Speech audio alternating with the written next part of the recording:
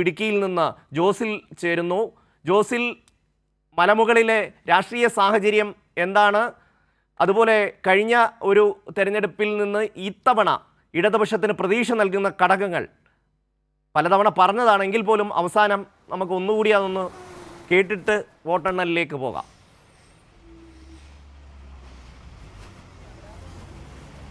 ഷമ്മി, ഒരേ എതിരാളികളുടെ മൂന്നാം പോരാട്ടത്തിന് അരങ്ങൊരുങ്ങിയ മണ്ഡലമാണ് ഇടുക്കി. ജോയ്സ് ജോർജും ഡീൻ കുര്യാക്കോസും ഇത് മൂന്നാം തവണയാണ് നേർക്കുനേർ ഏറ്റുമുട്ടുന്നത്. 1-1 എന്ന ക്രമത്തിൽ രണ്ടുപേരും വിജയിച്ചു നിൽക്കുകയായിരുന്നു. ഇതൊരു ഫൈനൽ പോരാട്ടമാണ്. ആ ഫൈനൽ പോരാട്ടത്തിൽ ആര് വിജയിച്ചു കയറും എന്നുള്ളതാണ് നാളെ അറിയാൻ പോകുന്നത്. കഴിഞ്ഞ തെരഞ്ഞെടുപ്പിൽ 1,72,000 വോട്ടിൻ്റെ കനത്ത ഭൂരിപക്ഷത്തിലാണ് ഡീൻ കുര്യാക്കോസ് വിജയിച്ചത്. ഒരു കാലഘട്ടത്തിൽ UDFിൻ്റെ കുത്തക മണ്ഡലമായിരുന്നു ഇടുക്കി. എന്നാൽ ഇടുക്കിയിൽ പല ഘട്ടങ്ങളിലായി ഉണ്ടായ മാറ്റങ്ങൾ. ഇപ്പോൾ ഈ ഇടുക്കി ജില്ലയിൽ എടുത്തു പറയുകയാണെങ്കിൽ കോൺഗ്രസിന് നിലവിൽ MLA മാർ പോലും ഇല്ലാത്ത ഒരു ജില്ലയാണ് ഇടുക്കി. ആ ജില്ലയിൽ ഇപ്പോൾ ഉണ്ടായ മാറ്റങ്ങളുടെ അടിസ്ഥാനത്തിലാണ് ഈ തെരഞ്ഞെടുപ്പിനെ നോക്കിക്കാണേണ്ടത്. ഇടുക്കി ജില്ലയിൽ കഴിഞ്ഞ തവണത്തെ പോലെയുള്ള ഒരു കനത്ത ലീഡിലേക്കും ഭൂരിപക്ഷത്തിലേക്കും ആരും എത്തില്ല എന്നുള്ള യാഥാർത്ഥ്യമാണ്.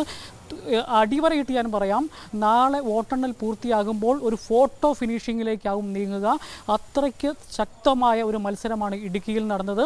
ഇന്നലെ ചില എക്സിറ്റ് പോൾ ഫലങ്ങളൊക്കെ വന്നു. അത് വളരെ കോമഡിയാണെന്ന് തന്നെ പറയേണ്ടതായിട്ട് വരും. കാരണം അവിടെ NDA സ്ഥാനാർത്ഥിക്ക് 21.2% വോട്ടാണ് ഇന്നലെ ഒരു പ്രമുഖ മാധ്യമം പ്രവചിച്ചത്. 43% UDFിന്, LDFിന് വെറും 30%.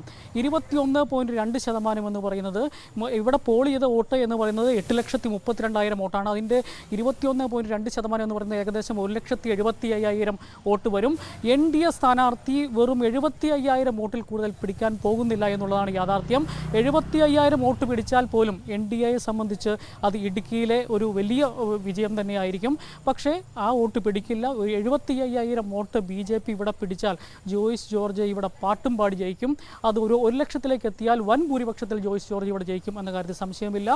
ഇത്തരത്തിലുള്ള എക്സിറ്റ് പോട്ടുകളെയൊന്നും മുഖവിലിക്കെടുക്കേണ്ട ഒരു കാര്യമില്ല. കാരണം ശക്തമായ എണ്ണയിട്ട യന്ത്രം പോലെയാണ് ഇടുക്കിയിലെ മലയോരത്തെ തെരഞ്ഞെടുപ്പ് ശക്തമായിരുന്നു. കഴിഞ്ഞ തവണത്തെ സാഹചര്യമല്ല, അങ്ങേറ്റം ക്ലോസ് ഫൈറ്റ് നടന്ന മണ്ഡലമാണ് ഇടുക്കി. വളരെ ചെറിയ ഭൂരിപക്ഷത്തിന് മാത്രം ഒരു വിജയം അവിടെ ഉണ്ടാകും എന്നുള്ളതാണ് ജോസിൽ റിപ്പോർട്ട് ചെയ്യുന്നത്.